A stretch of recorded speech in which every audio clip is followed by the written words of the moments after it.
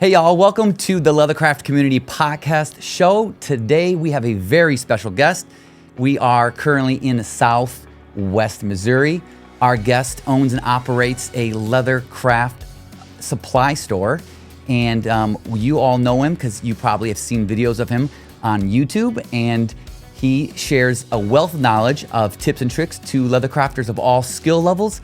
And I would love to introduce you guys to Mr. Kevin Hopkins. How you doing today, Kevin? I am simply lovely, thank you. Beautiful. Or at least I'm trying to be. Great. It's pretty hot here the last couple of days here in Missouri. No, compared to the past, it's nice and cool and refreshing. Well, Kevin, I just want to dive right on in, and I want to ask you, how did you get started in leathercraft? You know, like 50 years ago or thereabouts, I was playing guitar in a rock and roll band back in the day. And I decided I wanted to make a leather guitar strap for myself. So nice. I took $100 that I had, and I went to the local Tandy store, which was in existence in Cedar Falls, Iowa at the time, and is no longer there. But I went there and spent $100 on all the wrong stuff, man. That guy sold me everything I didn't need to make a guitar strap. But I got this piece of 10 to 12 ounce Posh and Peterson Latigo, yellow alum tan Latigo that I wanted to tool and stamp. I stamped it and tooled it the best you can with Latigo, you know, and this was not happy Latigo for tooling. And anyway, I made my guitar strap, painted it with cova dye, and had all kinds of weird things on it, but I did, and it would hold my guitar. And that's what counted. And I played at a local bar, and the rhythm player that played with us decided he wanted one too. Oh. So I got the stuff, and I made him a guitar strap. And shortening up the story a little bit, we went to the place that sold us our musical equipment, and we wanted to trade guitars. And I had my strap on my guitar that I wanted to trade, and the guy that owned the shop said, "Wow, where'd you get that? That's really cool." He obviously was not a leather crafter. Yep. But anyway, he saw that strap, and I said, "I made it." He said, "Wow, I think I could sell those. What could you make those for?" So I quoted him a price. He ordered like 10. And I was just thrilled, you know, so I bought the supplies, and I'm thinking, ding, I can make stuff and sell it.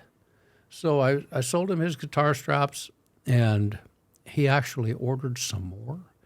And then I started making some handbags and wallets and belts. And I lived in an apartment above my father's restaurant in this little Iowa farm town. So I started hanging handbags down there and some belts and things in a little spot that he gave me. And stuff sold. Customers came in and bought it. So that's basically how I got started. And from then on, through the course of some legal issues with the local gendarmes because of my lifestyle, I ended up needing to have gainful employment other than playing in this rock and roll band, because, I mean, that was nice, but you couldn't make a living at it, or at least I couldn't, because I wasn't a very good player. But anyway, I was down to my last dollar, and I walked into this Tandy store to buy my last little bit of leather, and there was a sign on the door that says "Manager Trainee Wanted." I applied. They called me that night and said, "Hey, you're the guy." I said, "Happy days." Wow. So you got hired right away from Tandy, and you were a manager. What was that? Where was that store located? It was an assistant manager. It was a manager trainee. Okay. And it was in Cedar Falls, Iowa. And I really had a bit of a problem because I was afraid I was due to be sentenced for my crimes. Mm-hmm. And I was worried about that. And I told them I had this problem hanging over my head. And they said, "Well, we'll worry about that when it comes." So one day, after I'd worked there for about 6 months, in walks my probation officer. And wow. "Hi." And he says, "Kevin, hi. Have they sentenced you yet?" I said, "No." "Oh, wow. Well, we got to get that fixed." I said, "Well, this is where I am. You can find me here." So he comes in the next day, and he said, Kevin, we have a bit of a problem. I said, well, I do too, because they've told me that they want me to move to Rochester, Minnesota to manage a store. And he said, well, we have a problem too, because we've lost all your records. And How lucky. I said, wow. I said, well, I'll tell you what, here's the address for the store in Rochester, Minnesota. That's where I will be. If you need me for anything, we're like 100 miles away. Just tell me where to be, and I'll be there. And that was it. I was off and running from there. So you moved to Rochester, Minnesota. I did. And now you are the actual store manager? Yes, I'm the actual manager. And at that point, they expected me to go to schools and, do leathercraft demonstrations for the kids. I was a little nervous, but I can fake it. I can be a pretty outward-going guy if I need to be. And my regional manager came, showed me how to do a demonstration, and I went out and I figured out how to be a hit. I took a big box of leather samples that included a full shark skin, and I had snake and lizard and every kind of leather that you can imagine. I had for showing the kids to get them excited, and I had a 28-foot python. Wow. I still have that. Really? It is huge, huge. It could eat a small person. Anyway, when you have kids help you stretch out a 28-foot python through the class, they are ready to listen to what you have to say. And from that point on, I taught more kids how to do leather work in ages from kindergarten through 12th. I taught some college classes and just taught a bunch of people how to do leather work. And especially when we came here to Missouri, man, I got into every school in the southern half of Missouri and the northern part of Arkansas, a little bit of Oklahoma and some Kansas. And I was there. And it's kind of paid off to this day because a lot of our customers come in and they're ones I taught. So from Rochester, how did you get to Springfield, Missouri? Well, I managed the Rochester store for 2 years. And then they had a store come open in Fargo, North Dakota. And that was not an easy location to encourage someone to go and manage, because you might imagine the winters are a little severe up there. Very. But the regional manager was a better salesman than I was, and he convinced me to go. So I went to Fargo, North Dakota for 5 years and really enjoyed it. The fishing was great on the border of Minnesota. Man, that was wonderful. And I was still doing leather work, and I was I couldn't make enough money on Tandy's salary, so I did leather work on the side. I did knife sheaths, holsters, handbags, whatever could be done. And the last winter I was there was in '82, and oh my gosh, we had 2 weeks where the temperature did not get up to 15 below zero for a high. For the next 2 weeks, it didn't get up to zero. And I said, that's enough. I'm done. Move me out of here. I was doing great at the store. And to shorten up the story, finally, they let me. I told them I wanted to come to Springfield, Missouri, and finally they said, okay. So I came here. Beautiful. And then now you came to Springfield, Missouri. How did Springfield Leather Company become what it is today? How did it get its feet off the ground? Well, after running the store here from 1983 until 1999,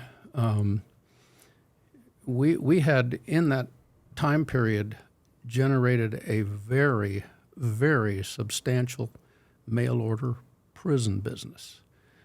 It was quite a big deal, and we became Tandy's largest volume store by quite a bit. And it was after that, after we had established this business for a while, Tandy informed everybody that they were going to close their store chain, basically, and just operate out of their warehouse in Texas. And after a few weeks of letting that sink in, I asked them, would you be willing to sell me this location? And I was pretty good friends with everybody in corporate. And the president at the time was a friend of mine, and He said, Kevin, what we can do is sell you the inventory, and you can deal with the landlord however you wish. I said, well, okay. So I counted what we had, and they came back with an offer that was just really good. I figured we had a lot more inventory, and I told them, I counted it, but they had reduced that number by X number of thousands of dollars, and I said, okay. Then we had to get the deal done, and that was challenging because they were going through. One day they could sell something, the next day they couldn't sell anything. The next day they could sell everything, the next day they couldn't sell anything. So they told me, look, get your money, get it in a certified check, express, get it FedEx to us on this day. It has to arrive here on this day. I needed like 60 grand. Who has 60 grand in 1999 when you're a Tandy manager? I mean, I went to the bank and I told them, you need to give me 60 grand. And they said, well, why? I explained to them, I said, this is a no-lose situation. This is a win-win situation. They said, why? And I told them, well, what about a catalog? I said, I already have one because I've been making my own for the inmates for several years. So, well, what about your expenses? I said, I've already got them taken care of, and they're going to go down because Dandy charged X amount of expenses every month for every little thing under the sun. I won't have all those. And on and on and on. Finally, this lady says, okay, we'll take a third mortgage on your house, third mortgage, and we'll give you the 60 grand. Got it to Tandy on the day that they asked, and we were off and going. Wow. Yeah, it was kind of exciting. Hey, y'all, I want to talk to you about the very first sponsor for the Leathercraft Community Podcast Show, and it is Leather Machine Company. If you are looking to upgrade your workshop or to speed up the process on making items, then look no further than Leather Machine Co. They have various sewing machines of multi-purpose needs, along with leather cutting and splitting machines. Check out their website or give them a call for more information. Now, let's go back to the show. Yeah, that's, oh my goodness. And so, just walking around this place, there is a very happy culture. There's, and yeah. I would like for you to just give the audience a little bit of explanation. Like, there's dogs walking around, very dog-friendly people. Everyone is just really excited to do the job that they're assigned or tasked to, or department that they're in. It seems like a very loving place to work. We want it to be that way, and it was hard to have that sort of a place when it was under the corporate structure of Tandy. And I'm not trying to say anything bad about Tandy. No, it's of course what not. It was. But I always envisioned, I said, if this were mine, I would do things different. Mm-hmm. I would pay people more. I would, be more flexible. I could bring my own dog in here if I wanted to, blah, blah, blah. So with the 5 employees, maybe there was 6, I'm not sure, that we started off with, raised everybody's pay immediately. And keep in mind, when this happened, all the other Tandy stores were closing. Where were people going to get leather? There was only a few places, and I was one of the bigger ones. Yep. Holy buckets. Orders came flooding into us. We just tried to have a lot of fun, and it seemed to have worked because the more orders we got, the more people we hired, and we let them know where we stood on things. We were never hardcore about corporate rules and all this and that. If you need to take a day off, take a day off. If you need to do this, do that. And it's kind of expanded since then, and it's a lot of fun being here. So how many employees are currently employed by Springfield Leather? I don't know the actual answer, but I want to say 90. Wow. So it's a big, you've grown from 5 to, yeah. Oh my God, almost 100 now. Well, there's a warehouse about 10 minutes away that has some people in it too. So. And how did COVID affect Springfield Leather? Oh my gosh, that was absolutely, what's the right word? incredibly abnormal. It was amazing. We got notice that we were to shut down, and we were kind of expecting that. Yep. I didn't want to shut down.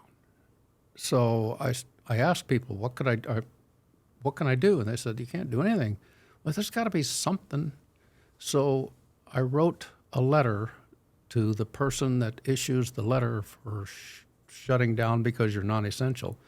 And I told them that we supply raw materials and hardware to state and federal correctional institutions for the fulfillment of government contracts. And that was all true.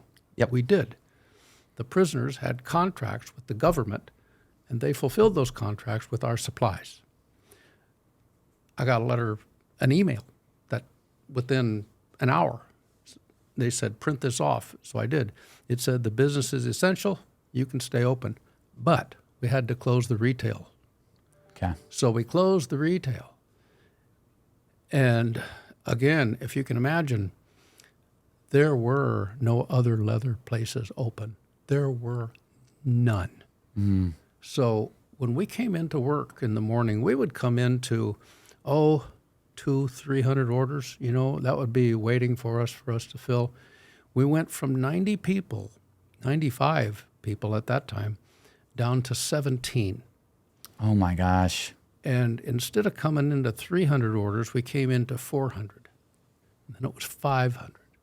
And then it was 700. Then it was 800. Then it was 1,000.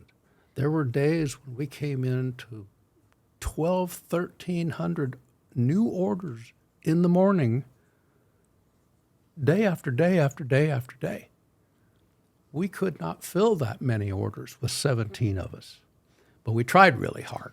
And supply and demand from getting your hardware in stock, that must have been a complete nightmare, or at least a large obstacle to navigate through. It was a huge obstacle, but I was, really fortunate at the time that I had come to know so many people in the leather world that we were able to navigate. And a lot of the people that were having to shut down, they didn't have to shut down quite yet. So we ended up being able to pull in a whole bunch of supplies in significant quantity to help us to get through. And we also were fortunate in that we had various sources, anywhere from overseas to weren't shut down yet, to people in this country that weren't shut down. Some of them had to. Some of them were able to open up. Some of them were like us. They were able to function, but it was on a limited basis. And oh my, it was a real tough trip, I could tell you. Yeah, I believe it. I wanted to shift topic a little bit, and I want to ask about how do you guys go about buying leather and getting leather directly from tanneries, and what that process is like for most people who don't understand. It's not just like one or two pallets. It's got to be like thousands of hides that you guys are bringing in. It can be, but actually it can be a pallet. Actually, it can be 10 sides, but the key really is to have a relationship with the people at those places. They have to have a reason from you why they need to do what you're asking for. And again, we've been fortunate to accumulate those relationships. So for instance, we have a relationship with a tannery in Mexico down in Leon. These people are so big. This tannery owns a shoe factory that manufactures 70,000 pairs of shoes a day. Oh my God. That's got to be a massive operation. It's huge. But we understand tanneries. Tanneries make mistakes. And tanneries that have operations like that, there's no way they could tan enough leather to supply that factory that makes 72,000 pairs a day, plus all their other enterprises. So they have to buy from other tanneries. Tanneries send them samples. Well, they can use this, they can use that, they can use this, they can't use that. What they can't use, they put on a pallet. Gotcha. They accumulate pallets. And they can sell some of them, but they can't sell all of them. And they know me. And so that's how we end up with a pallet at a time of this or pallet at a time of that. There's always somebody that has distressed leather.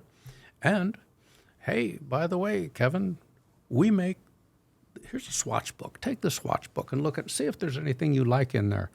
Well, I really like that leather a lot. Okay, how much is that? Well, that's the leather that we call metallic cowboy. So that's $350 a square foot. How much do I have to buy? Well, a drum load. That's 2,000 square feet of one color. Yep. So unless you can give them a reason to sell you a smaller quantity. And we got good at that because we tell our suppliers that, look, there's a good chance I can sell a lot of this leather, but I might not.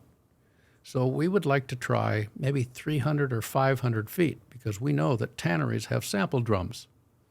And if you will sell us 500 feet of this, 500 feet of that, 500 feet of this, and 500 feet of that, we'll take those and we'll pick the ones that go and we'll buy your drum loads. Gives them a good reason, especially when you keep your word. Yep. We've been real sticklers to keeping our word. Oh, that's awesome. That's Yeah. It makes sense on how you guys are able to accumulate and acquire such large volumes of leather, because your leather warehouse in the back here it's amazing. The amount of leather you guys have in some of the other spaces. I hope that Liz gets to show you our warehouse because those pallet shelves are 3 high. I have enough ostrich leather. I can sell ostrich for the next 20 years and not run out. Oil tan leathers, we buy that stuff 100,000 feet at a time, that's kind of a lot. It is that's quite a lot. And it really takes up some space in the warehouse. So you just have to see it. So besides the egregious amount of leather and leather tools and leather stamps and leather accessories, dyes, and all that good stuff, Yep. You guys also sell rocks and beads. Tell us, what is the story behind how you got rocks and beads onto your retail store? Oh, well, I've always been a rock hound. Ever since I was a little kid in the first grade. In that little farm town in Iowa, I would go out to play at recess. And instead of swinging on the swings, I'd go out to the ditch that ran alongside the road in front of the school. And that ditch had fossils and quartz crystals and little stuff all around. And I'd stuff my pockets full of neat rocks and take them home. And to make a long story short, I just became a rock hound sort of in a big way all through life. And when we were in the last, we started SLC in 1999. My daughter was working for me. If my daughter saw anything that sparkled, she had to stop and look at it. And she found various catalogs that had beads and little rock chips that were drilled for necklaces. And even Tandy had bead supplies, plastic beads, glass beads. And we bought a bunch of those from an insurance adjuster, an insurance guy who had gotten them on an insurance claim from Tandy. And we started selling those beads. Beads sold really well. They really did. I thought, we'll just get some more. Yeah. And we found out that we could go to Tucson, Arizona to the Gem and Mineral Show every year. So I took Molly, which was really a big mistake. It was really just a huge mistake because she liked anything that sparkles and she likes beads and she's very creative. And this show is huge. It lasts for 2 months. Oh my goodness. And it's scattered all over Tucson in various hotels and parking lots and tents the size of football fields. And we would walk up and down the aisles in there, and Molly would pick up a strand of stone beads and ask the vendor, how much? $5 strand. How much if I take all? We hear this little $2.25. Okay, I'll take all. And we end up spending $1,000 with that vendor. And we go to the next one. And we end up spending and we spent, and we spent, and we spent. And at that time, we would bring home $30,000 worth of nothing but beads, rock beads. Oh, it was huge. Well, we had to accumulate more space, so we started expanding and did. And then I'm there looking at the beads and everything, and I'm thinking, that guy's got some really cool rocks besides the beads. I'll bet I could sell those rocks. So we bought some rocks. And then we bought more rocks. And then we bought more rocks. And I think last year, now this was in 2000, maybe 2001, if that. Last year we brought back 11 pallets they're 4 feet by 4 feet by 4 feet or a little bigger of rocks. Some beads, but rocks. And my gosh, we just sell a ton of rocks.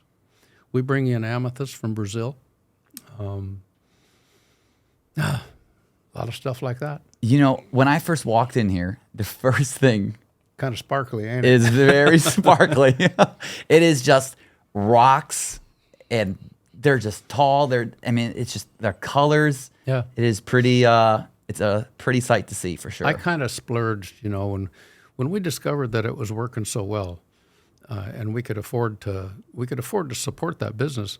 I bought a big rock saw, and it's got a blade that's, I don't know, maybe 2 feet in diameter, and I can cut a pretty big rock. And I bought all the equipment to make cabochons and cut and polish stones, because I had that all my life when I was a kid. And so now, come 4:30, 5 o'clock, I'll just quit what I'm doing and go out there and cut a stone and grind it and polish it. And we sell a lot of those things. And it's fun for me. It's my hobby. Oh my gosh, that's a great hobby to have besides leather crafting. Yeah, we did a leather. I did a rose here a few weeks ago, and we colored it today. And I wanted to ask you, besides rocks and beads, and now also leather crafting, are there any current projects that you're working on that you really enjoy doing? Besides rocks and beads, I enjoy putzing around my yard. I do that, and I really enjoy playing pool. Yeah. And, when I was in the Navy, before that, when I was 10, my dad bought a large pool table and put it in our basement. And he used to hustle pool for a living. That's what he did here in Springfield, Missouri. And he taught me the tricks. And I just took to playing pool like a duck to water. When I went in the Navy, I decided to get serious about it. And I really got to play quite well. I thought, I'm just going to go professional when I get out. That's what I'm going to do. And I was good enough to do that. But then, after my 2-year stint in Hawaii, they sent me to Okinawa. Okinawa just didn't have pool tables to speak of at all. They had ping pong tables. So I learned to play ping pong, and I'm a fair ping pong player. But once I got out of the military, then I always kept my pool playing skills up to a degree, up until probably, maybe 10 years ago. Well, then I got contacted by an old friend of mine who we used to play tournaments together in Fargo, North Dakota. And he kind of got me fired up again. So I went and bought another pool table, put it in my house, and I've been playing, the last few months, and it reminds me that getting old stinks. But it brought that joy back, though. Yeah, I can still play pretty fair. I'm not gonna win. I'm not gonna beat everybody all the time, but I'll beat a lot of people a lot of times. I'm average at pool, so it was fun for me. Oh, wonderful. So now you run this retail establishment. You are rolling leather bundles all the time. You are helping a lot of people. You're doing YouTube videos. Yeah. That was my next big question for you is Springfield Leather has taken a massive jump and putting out lots of content on YouTube. I enjoy watching your videos. I tune in to your live videos weekly, and I'm sure thousands of other people watch all of it and gain a lot of tips from you guys. How did you guys come up with that idea to start a weekly live YouTube broadcast show? I cannot take any credit at all for that, because that was all Liz, Elizabeth and Lefty and whoever else back here that his name I can't recall. But they all worked together on that, and they took it from bare bones to what it is today. And at this point, man, it's a thing. It is. Yes. I love watching it. Well, and we've got the right people. Liz is a personality.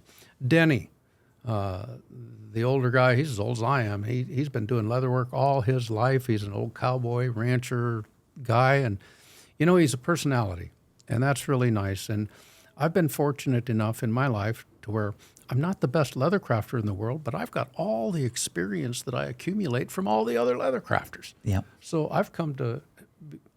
I'm a great person to know if you want to know where to find something.